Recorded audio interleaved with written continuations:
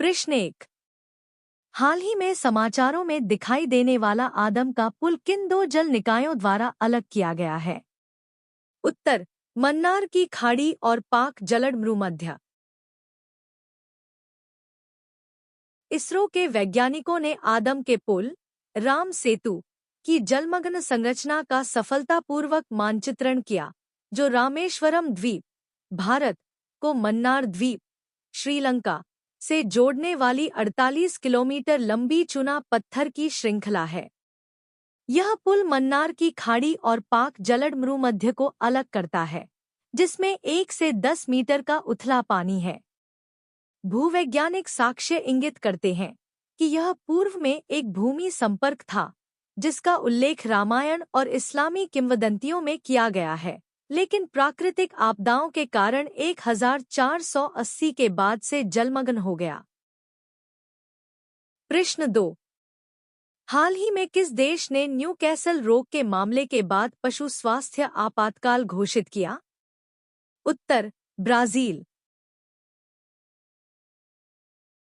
Brazil के कृषि मंत्रालय ने रियो ग्रांडे दो सुल में एक पोल्ट्री फार्म पर न्यूकैसल रोग के मामले के कारण पशु स्वास्थ्य आपातकाल घोषित किया।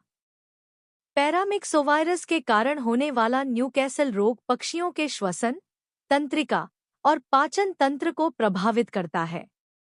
यह अत्यधिक संक्रामक है और संक्रमित पक्षियों और दूषित सामग्रियों के सीधे संपर्क से फैलता है।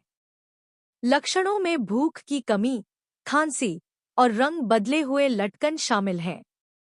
इसका कोई इलाज नहीं है।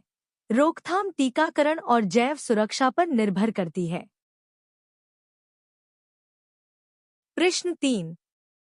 हाल ही में समाचारों में दिखाई देने वाली संशोधित ब्याज सहायता योजना miss modified interest subvention scheme किन दो संगठनों द्वारा कार्यान्वित की जाती है? उत्तर, नाबार्ड और आरबीआई।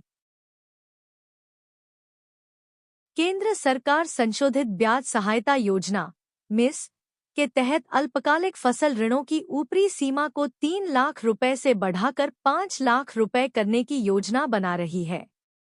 खरीफ 2006-07 से लागू मिस किसानों को रियायती अल्पकालिक ऋण प्रदान करता है और 2022 से 23 से 2024 से 25 तक सक्रिय है। ब्याज सहायता विभिन्न बैंकों को उपलब्ध है और योजना का प्रबंधन नाबार्ड और आरबीआई द्वारा किया जाता है। पात्र प्राप्तकर्ताओं में स्वामी कृषक, किराएदार किसान और एसएचजी शामिल हैं। प्रश्न 4। हाल ही में समाचारों में दिखाई देने वाली प्रलय मिसाइल किस संगठन द्वारा विकसित की गई थी? उत्तर, डीआरडीओ। भारत की प्रलय मिसाइल में अर्मेनिया की रुचि भारत के लिए एक महत्वपूर्ण अवसर प्रस्तुत करती है। प्रलय मिसाइल एक 350 से 500 किमी की छोटी दूरी की अर्धबैलिस्टिक सतह मिसाइल है, जिसमें 500 से 1000 किग्रा का पेलोड है, जो डीआरडीओ द्वारा रक्षा आवश्यकताओं के लिए विकसित की गई है। इसमें ठोस ईंधन प्रणोदन, जड़त्वीय मार्गदर्शन और टर्मिनल मार्गदर्शन के लिए डीएसएमएसी सीकर है।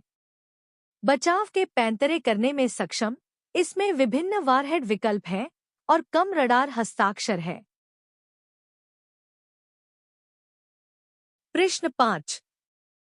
हाल ही में केंद्रीय कोयला और खान मंत्री union minister of coal and mines ने किस शहर में राष्ट्रीय भूस्खलन पूर्वानुमान केंद्र नेशनल लैंडस्लाइड फोरकास्टिंग सेंटर का उद्घाटन किया?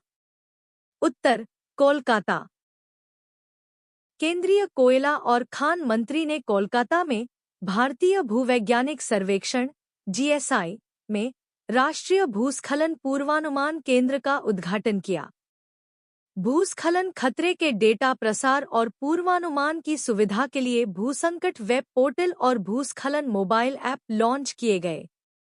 1851 में स्थापित जीएसआई सर्वेक्षण और अनुसंधान के माध्यम से भूवैज्ञानिक जानकारी और खनिज संसाधन मूल्यांकन पर केंद्रित है। जीएसआई का मुख्यालय कोलकाता में है और भारत भर में 6 क्षेत्रीय कार्यालय हैं।